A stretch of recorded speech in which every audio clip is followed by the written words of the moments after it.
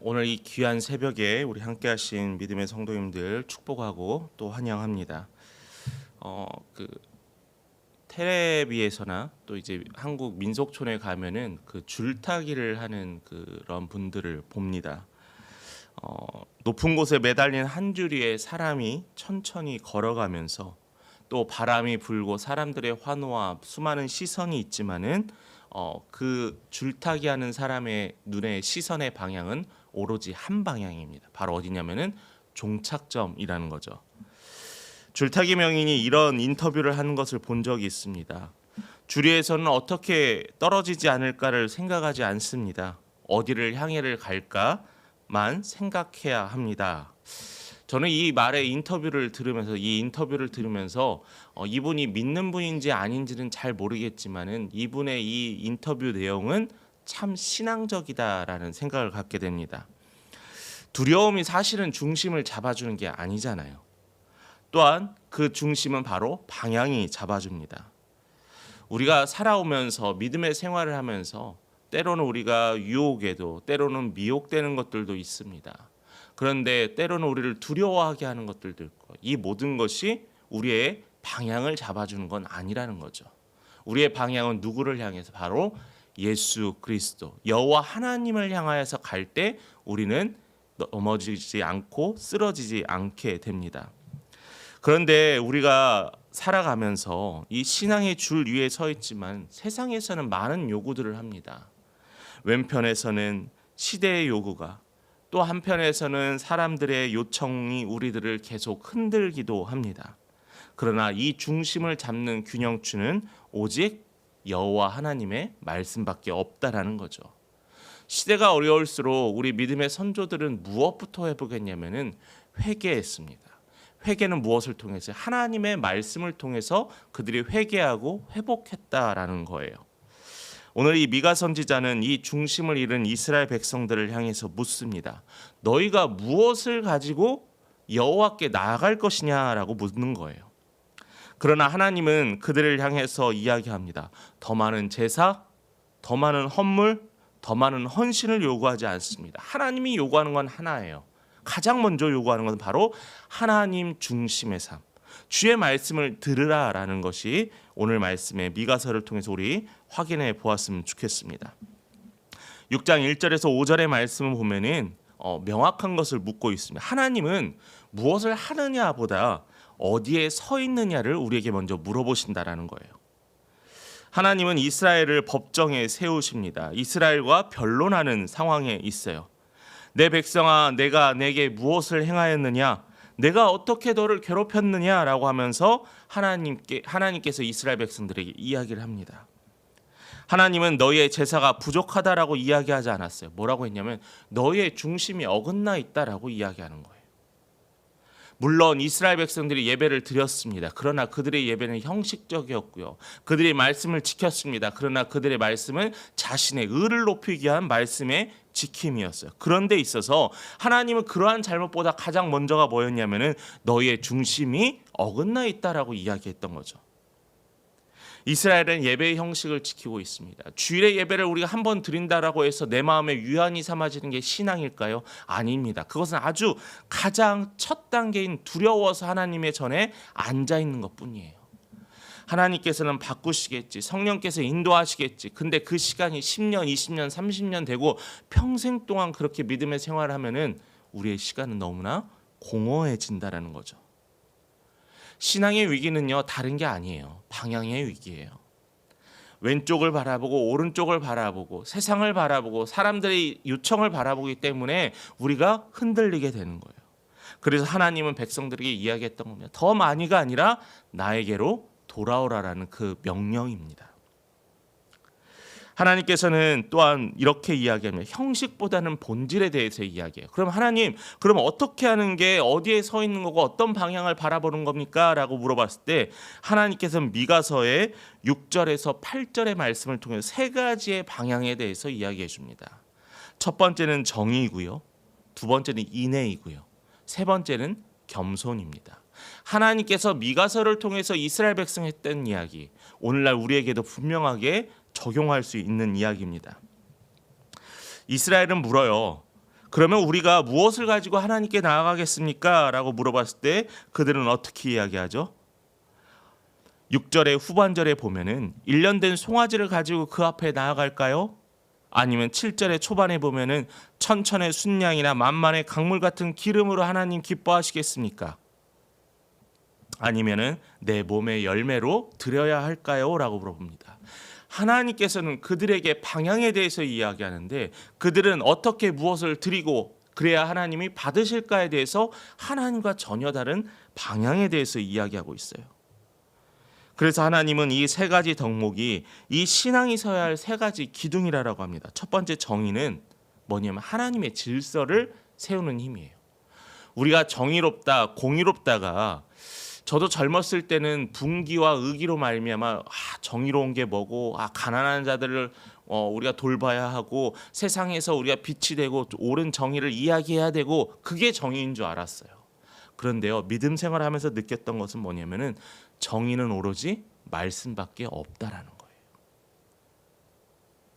우리가 하나님의 뜻을 기준으로 세상을 판단하는 영적 분별의 이 힘을 가지고 있어야 한다는 거죠. 우리가 이 말씀이 기준이 되지 않으면 어떤 일이 생기는지 아세요? 시대에 따라 하나님의 말씀의 해석이 달라져요. 이 정의라는 것이요, 여론에 따라서 흔들려요. 이 사람 더 많은 사람들이 이것을 지지하니까 이게 마치 정의인 양 합니다. 아니에요. 정의는요, 신앙의 척도예요. 하나님 중심의 성도들은 사람이 옳다가 아니라 말씀이 옳다가 기준이 돼야 한다는 거예요. 그래서 어떤 교회 어떤 목사님의 말씀이 먼저 한다는 거예요. 사람이 아니라는 거죠. 그게 바로 우리가 정의로운 이 시대를 살아가는 힘이 됩니다. 자, 그럼 두 번째로 이렇게 정의롭게 사는데 이 말씀이 사람들을 때로는 위로도 하지만은 때로는 치기도 합니다. 왜냐하면은 회개해야 되거든요. 깨달아야 되거든요. 그런데 이 정의뿐만 아니라 이야기하는 게 뭐냐면 인애입니다. 인애. 잘 쓰지 않는 말이긴 하지만은 관계를 회복할 수 있는 사랑의 힘이라는 거예요.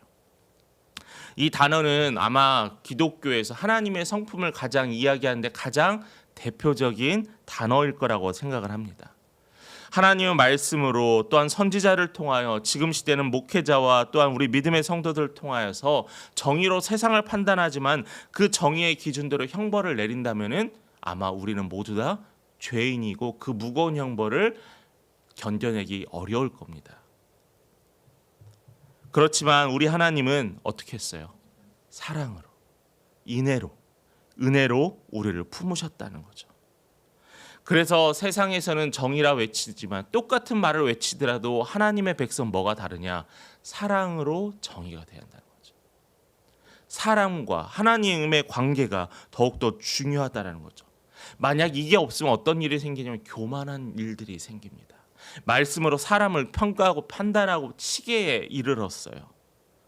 목회에서, 믿음의 생활에서 이 사랑, 이 인애는 진리를 더욱더 감싸고 있는 겁니다. 그래서 이 정의라는 것이 교회를 세우는 힘이라면은 인애는 교회를 살리는 숨결이라는 거죠. 교회가 사는 것은요, 믿음의 성도들이 똘똘 뭉쳐 서로 연합하고 사랑하고 하나님을 끊임없이 사랑하는 것이 바로 교회의 본 모습이라는 겁니다. 자, 그러면 우리 첫 번째로 정의와 인애를 했고요. 이 정의와 인애를 중간에 무게를 잡을 수 있는 게 겸손이라는 겁니다. 겸손. 겸손이 우리가 한 사람의 성품이라는 게 아니에요. 하나님 중심의 우리가 사고를 가지고 인식을 할 때 겸손할 수밖에 없다는 거예요. 창조주였던 하나님 앞에서 피조물인 인간은 작아질 수밖에 없습니다. 말씀 앞에 선 우리는 하나님 앞에 우리는 무릎 꿇을 수밖에 없다는 거예요. 하나님은 나의 피조물, 창조주이시고 나는 그분의 피조물이라는 이 인식이 겸손의 출발점이라는 거죠. 그래서 이 겸손은 정의와 인애를 균형 있게 잡아주는 신학적인 추이입니다. 정의가 너무 앞서서 판단하고 흐르게 되면은 또 인애가 너무 한쪽으로 타협하고 흐르게 되면은 겸손은 이 두 축을 중심으로 잡아주게 된다는 거죠. 이 겸손이 자리 잡지 않으면은 우리의 신앙생활은 독선이 되고 내 생각에 사로잡혀 있다는 거예요. 참 어렵습니다, 신앙생활. 왜냐하면은 이것은 맞는지 아닌지 어떻게 해야 되는지 항상 궁금해하고 질문해요. 그런데 그 질문의 답이 즉각 안 오는 게 또 우리의 믿음 생활이기도 합니다. 때로는 우리가 답을 주고 있으면서 답을 찾고 있을 때도 수없이 많다라는 거죠. 그런데 미가서 6장 8절에서는 분명하게 이렇게 이야기하는 거예요.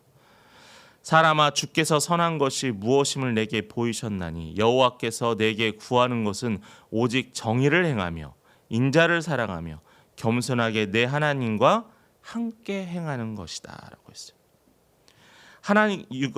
미가서 6장 8절에서는 너희가 무엇을 행하고 무엇을 드리냐의 신학이 아니고 신앙이 아니라 존재예요. 존재. 내가 무엇을 하느냐보다 누구와 함께 있느냐입니다.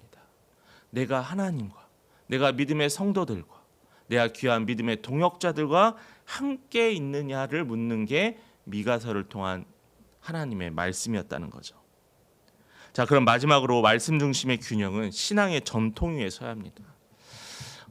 우리가 성경을 읽고 종교개혁 이후로 성도들도 말씀을 읽고 때로는 우리가 설교할 수 있는 자리도, 말씀을 전할 수 있는 자리도 너무나 많습니다. 그런데 우리가 너무나 그 말씀을 스스로 생각하고 이해해서 너무나 나 중심의 말씀의 이해가 되면 안 된다라는 거예요. 우리가 말씀을 이해하고 해석할 때 뭐 위에 있어야 하면 전통 위에 있어야 합니다. 전통. 이 신앙이 오랫동안 세워졌던 2000년, 4000년의 이 전통 위에서 벗어나거나 크게 틀어지면 안 돼요. 틀어지는 게 어떻게 되는지 아세요? 그럼 이단이 되는 거예요. 귀한 믿음의 사도들이 모여서 기도문이었던 사도신경을 만들었습니다. 예수께서 가르쳐준 주기도문을 우리는 고백하고 기도해요. 또한 신앙의 전통 위에 주일을, 예수께서 부활하신 그날을 주의 날로 하며 함께 모여 예배를 드립니다. 오랫동안의 신앙의 전통이 있었어요. 근데 이 전통을 벗어나서 그들만의 신학이나 가거나 그들만의 주장으로 가면 그게 바로 이단이 되는 거예요. 여러분, 우리가 이러한 믿음의 전통을 존중하고 믿음의 선배들을 우리가 따르고 바라보는 이유는 이 신앙의 균형 때문입니다. 여러분, 말씀에 도전받아야 합니다. 또한 신앙생활하면서 도전받고 깨져야 돼요. 그러나 본질인 예수 그리스도, 하나님의 말씀은 변하지 않아야 한다는 거죠. 말씀을 마칩니다. 제가 예전에 우리 성도님들로도 이야기한 적이 있지만은 되게 감명 깊었던 한 TV 프로그램이 있었습니다. 명사초청이라는 프로그램이 있었는데 도올의 김용옥 선생님, 지금 한신대 석좌 교수였던 분이 나와서 어떤 말을 중용이란 말을 했습니다. 이분에 대해서 호불호가 있을 수 있으나 그런데 이 중용이라는 말에 대해서 저는 그때 맞아, 중용이라는 말에 되게 도전받았습니다. 바로 중용은 치우치지 않는 지혜의 길이었죠. 근데 그 말을 듣고 도전도 받고 감명을 받았지만은 성경을 묵상할수록 깨닫게 되는 게 있었어요. 저는 그냥 신앙생활의 중용은 그냥 가운데를 어떻게든 유지하려는 그냥 균형치라고 생각했는데 그게 아니었다는 거죠. 하나님 중심에 서는 게 중용이에요. 하나님 중심에 서는 게 정답이에요. 하나님 말씀을 따라 사는 게 인생의 낭떠러지에 떨어지지 않는 유일한 길이라는 겁니다. 여러분, 세상을 쫓아가다 갈피를 잃어버리지 않으시길 소망합니다. 말씀을 기준으로, 또한 하나님이 기준으로 신앙의 이 귀한 오랫동안의 이 전통 위에 우리는 매일매일 돌아보며 방향을 살펴보아야만 합니다.